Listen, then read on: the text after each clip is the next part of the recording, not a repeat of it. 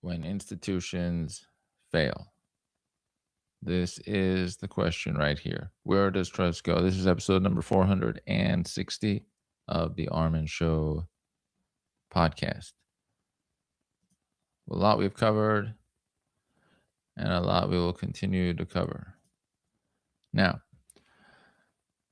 first, we've talked about trust in institutions quite a bit in recent episodes, and I'm going to bring those up on this one where there's overlap. Where does trust go when institutions fail? We have a lot of institutions that have been built over the years. We've gotten used to them. They won't always be here. And once they don't have the same dominance or baseline that we have set in stone for a long time,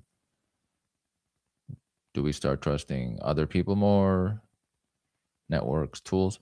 A lot of what used to be outsourced to institutions is now being rebuilt at the level of people, networks, and tools. So it used to be institutions. Now it is straight to people, networks, and tools, which is completely different. An institution is a larger thing. It's composed of people, networks, and tools, but it's its own entity. And now when it is replaced with groups of people or tools and services that have been built, you have to have a different response system to where the trust goes and what you believe in. In recent threads, I spoke with Sandra Matz, author of Mind Masters. She mentioned how data can peek into psychology and makes intimacy legible in new ways. So data is able to start looking into what's going on here. That will help us rebuild things at the level of people, which we've not been able to. Sophie Scott Brown, she described how faith and trust in large political systems erodes over time. And then people asks, what do we do ourselves? What can we fill in as our own selves?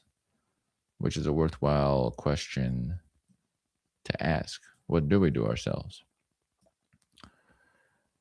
Robin Hanson, he mentioned how the best conversations are joint truth seeking, not posturing.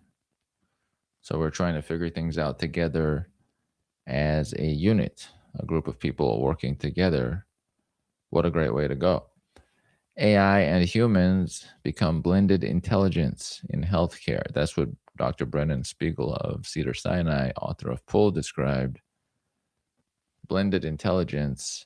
If you have AI and humans working together, that can take care of a lot of what healthcare provides.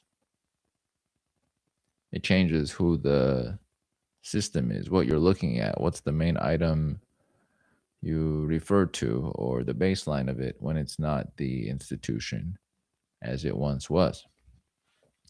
So the main issue here is institutional trust is relocating. It's going from where it was to where it will be.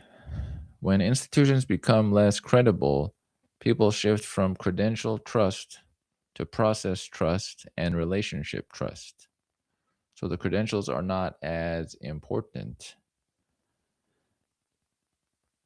but the process and the relationships are very important. So we have to keep that in mind. There are 3 signals to this.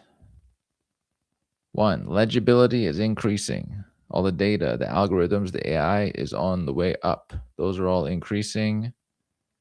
We've never had more data, algorithms, and AI than we have right now. Legitimacy is contested.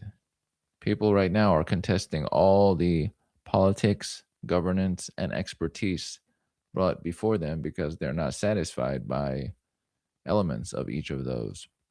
Some heavily into politics, some heavily into how they're being governed, and some are looking in detail at where there appears to be expertise, but they're questioning it. They're saying, if that's expertise, then how come this not positive result came out? It negates some of the expertise in that case. The third signal is personal proof of work matters more. Principles, archives, track records. what you've built over time, a listing of that. I've talked about these quite a bit. Cameron Porter has a principles page on his website. I've mentioned before quite a few times, very valuable. And you can see directly these are his principles. Archives, I talk about the value of archiving, the archival mind, keeping a block, a whole group of all the items you've made and having them build on top of each other. This is something that expands over time and it can only build over time. It's not an instantaneous item. And then track records. These matter more, the record of what you've done versus a representation of what you could do that may not be accurate today. This is what people are looking for more as time goes on. I find myself looking at archives completely. If I see somebody that has a long list of work in some category, or like one of these great books, or they have research, or whatever it might be, a listing of all the things that they have done is very valuable because that builds on itself. That means, oh, you've done that, and that connected to those items. The sharpness keeps going up over time. It keeps becoming sharper and sharper. How cool is that? Now you're getting a really sharp message that before you wouldn't have gotten in that way. It can't happen in a day or a week or a month. It takes months to figure out all the little errors and glitches. Even in the case of my recording, for example, over time, it improves, and then you see something more clearly. There's a clearer message. You can understand it better. Could be audio, could be video, could be the way it's represented. That's part of personal proof of work. And a track record is something that is difficult to negate in what it represents. Not so easy. Not so easy. Now, trust is a stack. It has a stack of levels to it. These layers include these 5 layers. So competence, trust. Can you do the thing? That's one of the first layers, and that's very important. Can you do the thing people are trusting you to do? If you have the competence, that's a big statement. You're saying, okay, I'm able to do worksheets or some sort of putting documentation together, whatever it might be. You're showcasing, look, I have the ability to make videos of this type. I've done it. Here's an example of that. The next layer is integrity trust. Will you do the right thing when it's costly? Now, this is related to if something is costly and you're still doing it, that represents quite a bit. Now, if it's not costly and you do it, it's not saying as much because you could freely do it, move on. You may lose a little bit of time, but it's not hefty. But if it is knowingly costly to others and you do that right thing, that's a strong representation. Okay, even when there's a detriment to the person, they still do the thing that is better represented, the right thing, more difficult. Large statement, if you will. Epistemic trust. Are you trying to figure out what's true? Is this common? I don't know if it's so common, but there are people out there who are looking to figure out what's true, figuring that out and sticking with that versus, nope, we'll just go with whatever currently is happening and not try to reassess the situation. That's how you get things out of place for decades because nobody's checking on which part of this is true, what's a good representation. You need somebody to do that kind of review. Now, the 4th layer, coordination trust. Can groups act without coercion? When you have groups working together, if you need to compel other people to take part in a functional way, that's not great because that is a cost every single time. Okay, we need you to do this. Can you do this? We need you to do this. Okay, it's not good if you don't do this. You have to keep convincing. If you have to keep convincing people to be of a better state, you have a timetable there. There's a limitation of time where after that it'll break because they're not aligned. They're not compelled to be part of that workflow together. And that's a problem. And the fifth layer of the trust model is interface trust. Do tools mediate us honestly? So now if you have interfaces that you're using, applications or services or a setup, does it mediate you in an honest way or set you into the wrong track? You have to believe in the interface you're using, or else you might feel like you're being algorithmed or switched into a different way than you would normally be negatively. We don't want that, especially if it's a tool. It'll be doing that repeatedly and everybody's using it. It's hard to question a tool. You have to go back to why it was implemented and who started it. These 5 layers of trust is what we'll come back to during this talk. So, data makes people legible, trust gets weaponized. So, data makes people visible, clear. It represents what people do. The data is a strong representation. We talked about data quite a bit with Brian Jabarian when he was on. Sandra Matz, she said that psychology unfolds in everyday life, and digital traces can reveal intimate attributes.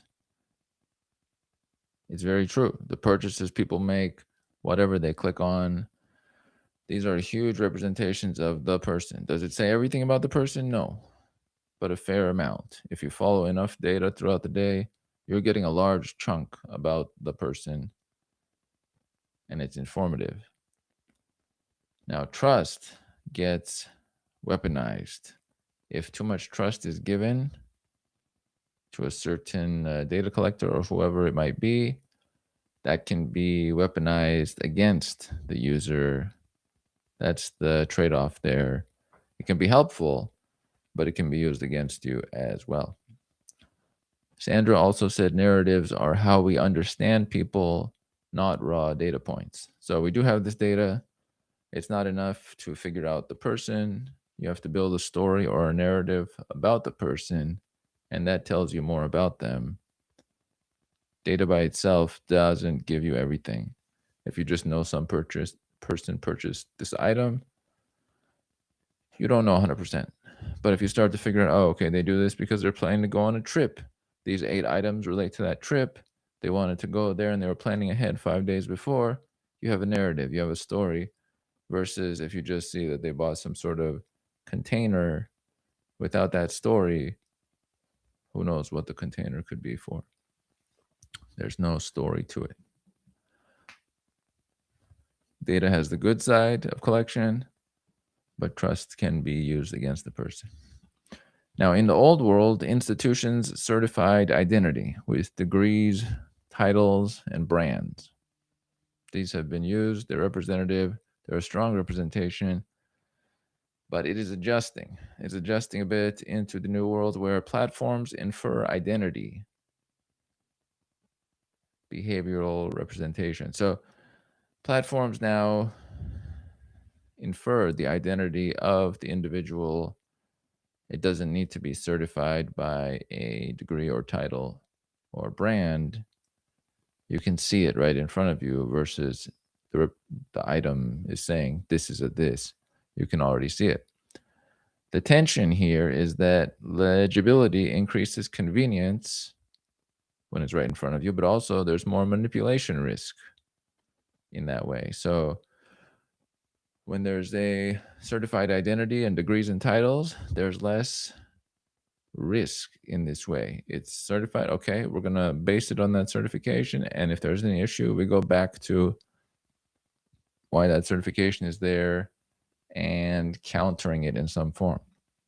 But if it is present in person and the platform infers the identity of what is being showcased, there's more room for the individual to manipulate the viewer or receiver of what's being provided. There's more room.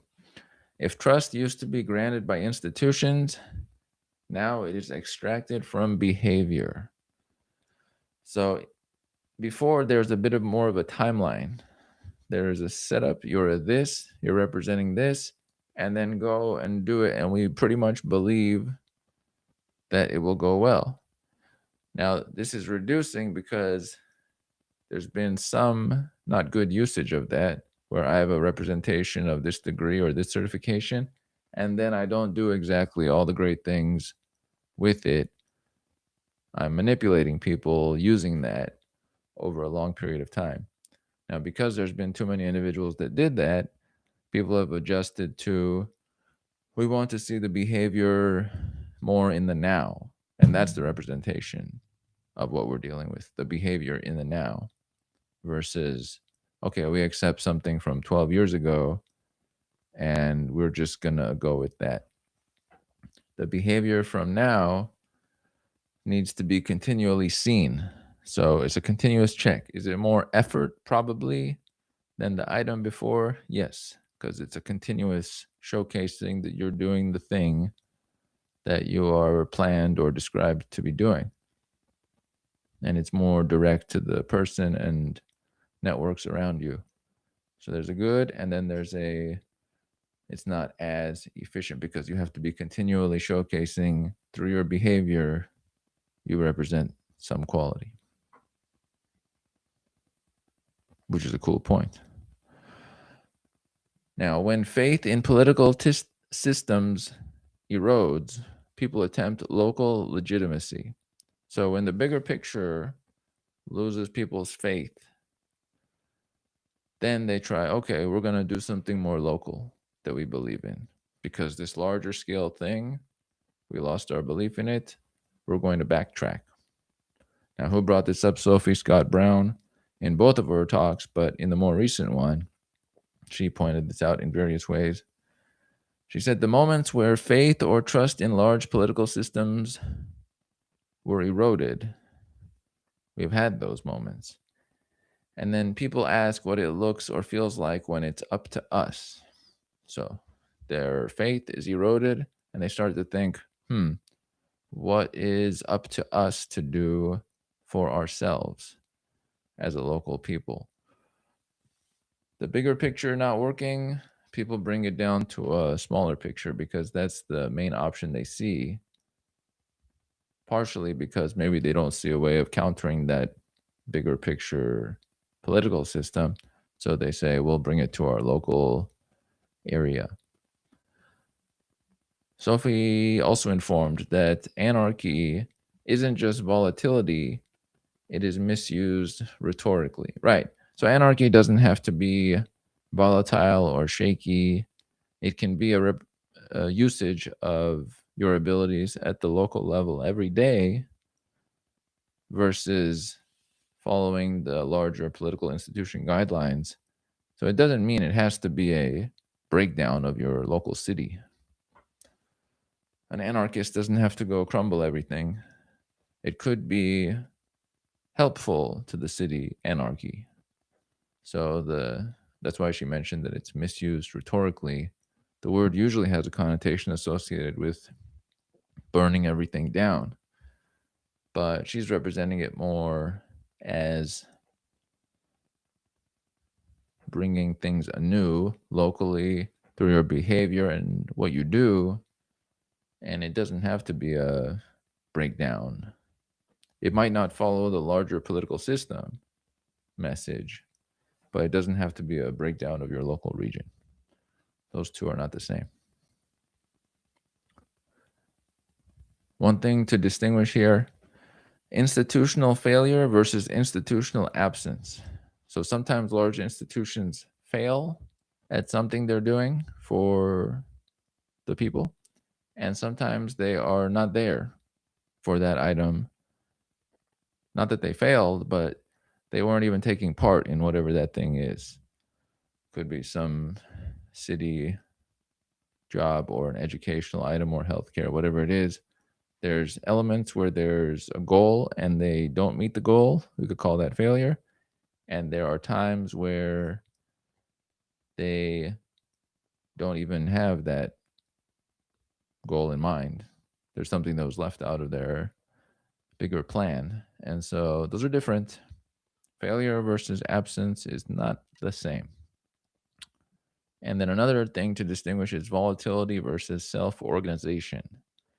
Volatility is shakiness, things might crumble, tossing around what works currently.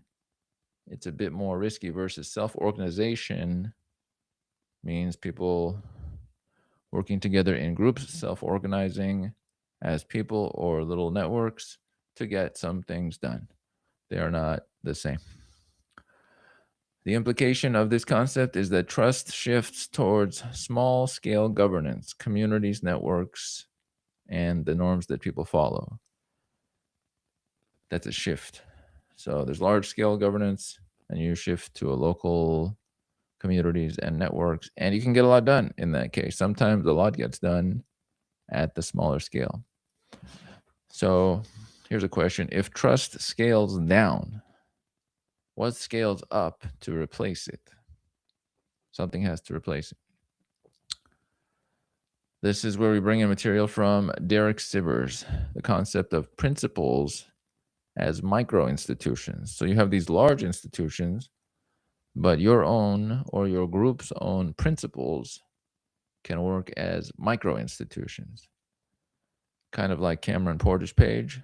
Derek Sivers has a principles page or similar as well, and it's an about page for context.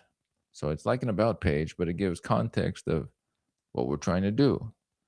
It's a stable anchor beyond today's content. We have today, but with principles, you can see tomorrow and the next week and the next week for that person or for a group. And that tells you where we're going as we move forward. That's a bit of a micro institution. It's not a full scale institution, but that's a piece of what institutions do. They're about something. Another thing Derek mentioned is that you want to separate ideas so that each gets its own spotlight. If you have ideas, you want to place them each separately somewhere so each one can be clearly seen. The more clarity there is, the more trust you would have from people. Clarity and trust is a big deal. If you're representing clear ideas, people can pick up on them, get them. Okay, that's that. Versus if you muddle things together, then there is less trust. People might think you're doing ambiguous representation of what you have in mind. You may be obfuscating ideas. It makes the majority of people less likely to be trusting because now they're starting to be confused, questioning what you're saying, wondering if you're covering up one thing with another thing. So the clearer you are of each thing you have as a principle or a goal, the more others can trust you. That's the way it would work. Now, on this point, institutions used to provide continuity. System, government, education, healthcare, there was more continuity. So as this transitions over to people, individuals can provide continuity. And how do they do this? Explicit principles, like was described there, having a principles page, showcasing it to others, letting people know. Consistent decisions. Consistency is so big as it becomes like this because each thing you're doing is representative that it is happening. The message is clear versus if there's inconsistency, now you're losing this smaller scale trust, which is not going to work well. For individuals, it's a constant effort. You have to do more effort than an institution because you have to keep it going daily versus an institution is a base that people can build on top of and they don't have to do as much every day to represent those messages.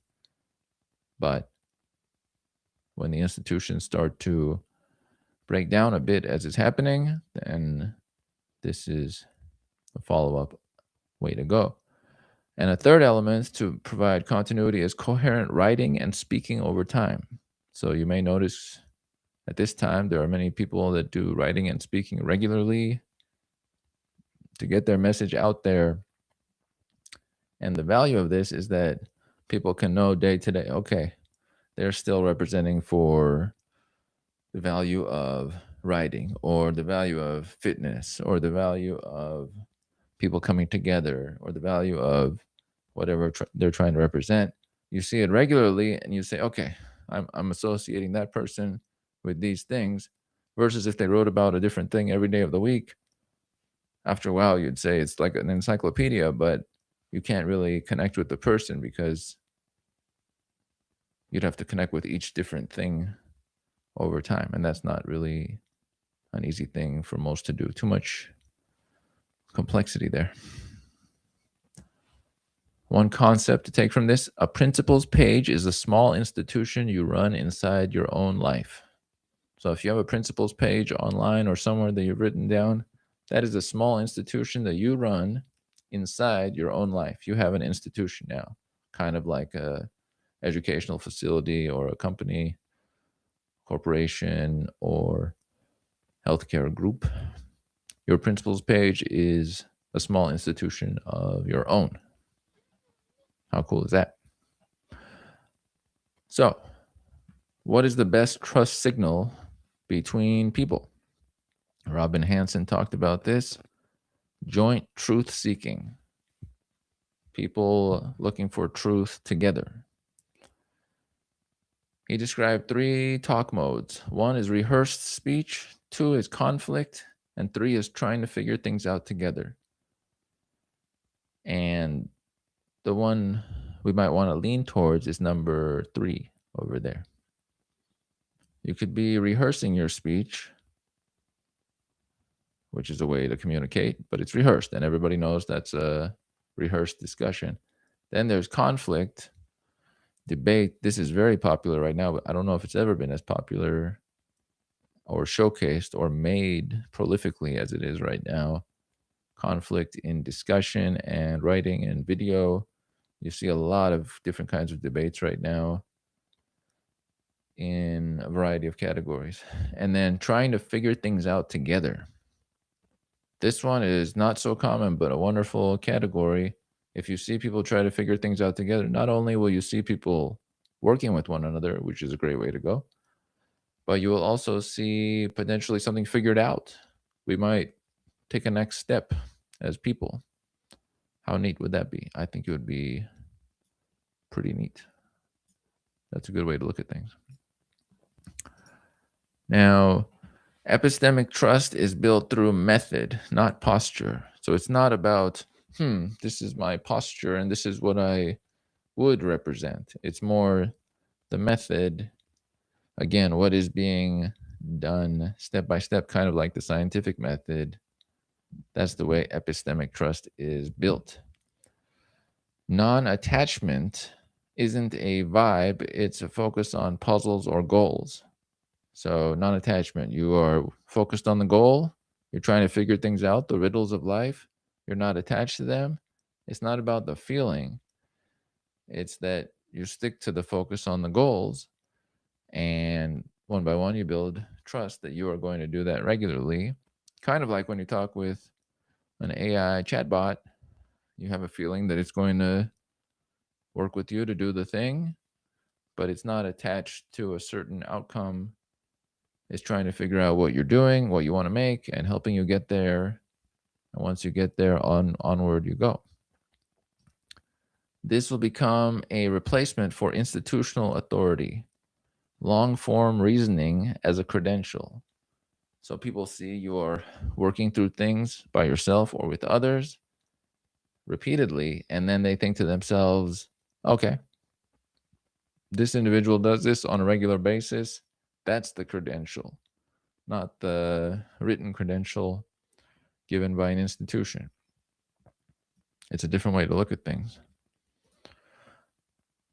Now, after this, if you add AI into it, which I just mentioned, and I've been mentioning quite a bit lately, epistemic trust gets stranger.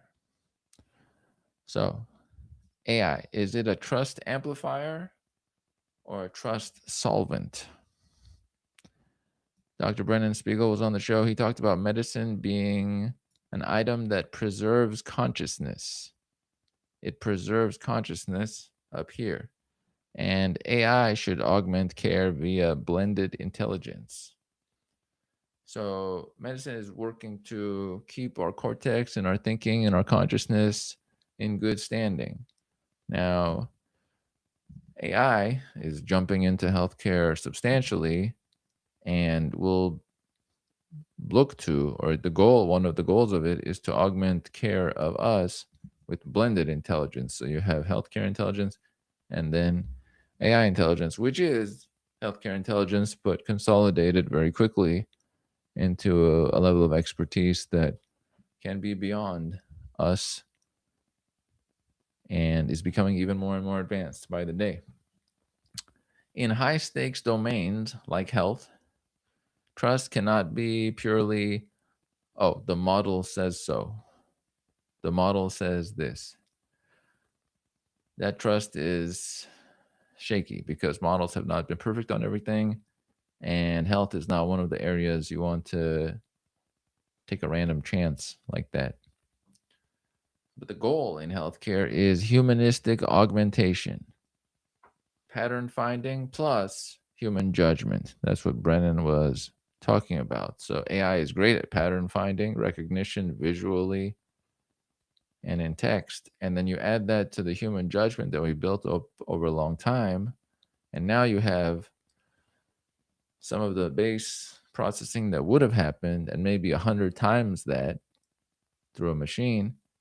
And then the human judgment taking that in and saying, okay, all right. And then we'll adjust like this. The same way you do with making an image with AI, you might have it make an image. It'll do a wonderful job you couldn't do in 10 years, but some 2 or 3 things are off. And then you edit the image with a couple of prompt edits. And now, okay, that's the image you're looking for. And you know what you're looking for generally, but it might be able to do things you couldn't have done in hours or days or weeks, and it'll do it within a minute. So it's that combination right there. AI becomes, in this way, a new institution-like layer or a mediator. It's its own layer of the process. It's not the whole thing, but it's a layer of the process that healthcare and education, the other industries are including underneath. The question becomes, if it's an institution-like layer, what is the trust contract? Because you're using the chatbot, but what is the trust contract there? Let's look at the principles of what a trustworthy system looks like. There are 6 design principles of something trustworthy. 1, transparency of method, how conclusions are reached. So is it clear how you figure out what's good, what's not good? Do you have a description of that, or is it hidden in the background? If it's hidden, we'll never know what's good or not good. But if there's a transparency of that, we have a way to go. Skin in the game. There has to be a cost for being wrong. Now, this is programmed in the AI models. People do this naturally. Life naturally has skin in the game when you do something wrong. So it should be in any system that is trustworthy, because if there's no risk for being wrong in the system, but there's a risk for being wrong in life, it's going to be a problem applying that model or tool to life. It won't work well. Auditability. Can others check that? So it can't be something that is only right in a box. It has to be able to work in the outside world. If it only works in a little box, then that's fine just for that. But the minute you start to apply it to people in the world, it'll break, and then there was no point to it in that regard. Repeatability. So if you have a track record, that beats charisma. Charisma is great, but to be trustworthy, it needs to be a track record and repeatable. Charisma sometimes is used to manipulate people where there is no track record. And then someone will communicate a certain way. Oh, this is this. And you find out months later, they were just saying things. And so there was no repeatability or track record behind it. And so that charisma was just manipulation. It wasn't the main thing. Empty, in a way, you could say. A fifth thing is small to large scaling for trustworthiness. You want to start local and then generalize. So start small and then you build something that is functional to a big system. That makes it more trustworthy because you started with something that works and then you built on top of it. Not you built something up here where the pieces could be, we don't know. And the last part is human and tool alignment, kind of like the blended intelligence that Brennan Spiegel spoke about. It's not replacement of people, but it is the person aligning with the tools or systems, and that keeps it trustworthy versus just being a replacement. Then it's a separate world and it doesn't include humans at that point. Now, look at the content creation happening on this program here. We are building a public archive and representations of guests and ideas on the program, The Armen Show. And that's a trust building infrastructure over time. Because it has those elements I just described, it represents itself continually versus having to have been backed by something and then building on top of that. It is the item and it's continual. It's a proof of work layer that's built over time. And I had an episode about image creation recently that was exactly about quotable meaning, visible, and shareable. Making quotable meaning visible and shareable. So putting the quotations of people out there so that they could share them, understand more, it builds on itself because these are the great messages, taking a piece of it, putting it out there so other people can see, mixing them sometimes, being able to use them in this discussion that I'm doing currently. These things build upon themselves in a way that you can't just do from scratch. There's benefits that you get when you start something from scratch as well, and that's that category. But once you build something over time, it has a different level of benefits. And I always like to look at those because there's something very valuable about a compendium, an archive of items that we have not so many of in our current world. Because if an individual tries one thing, does two of them, and then switches to something else, or a piano player tries for 4 months and then switches to something else, and they keep switching repeatedly, and that's it, you'll only get to 4 months level of piano playing ability or creation. And maybe a lot of the great creations come after 7 years or 12 years, depending on the person. So you never even get to that point. In some ways, it's not as jovial. There's something that is upbeat in the ability for someone to take their skill and flesh it out to a time frame where great things are being made on a regular basis. Other people can look at that and say, I like that. I get to listen to that music on Thursdays, every Thursday, and there's something new and another one. That's quite cool.